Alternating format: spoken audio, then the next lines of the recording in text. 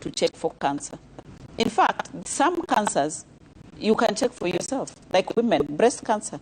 We are taught in many places how to be able to palpate your breast and get to know whether you have a lump or not. And for cancer, you only need to be suspicious. Then you get to the next level of care. Okay. Now, to your question of how is it then that we can ensure that Kenyans can access services.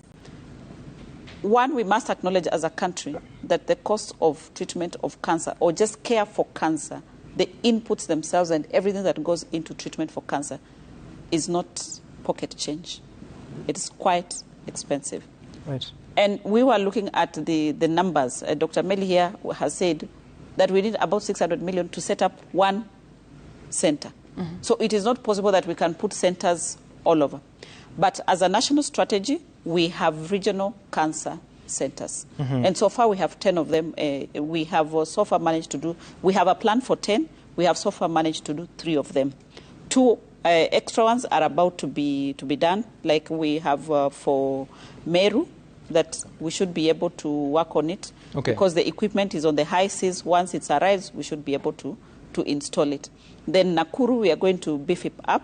They have 1 bunker and 1 machine. We are going to put another machine there. So we have a plan to be able to put regional cancer centers. We have Kakamega that we are supposed to be operationalizing. We have Kisumu that we are supposed to be operationalizing. But that is subject to resources. Okay. We go to the big question, Sam. I do not want to finish before I say this. How do we raise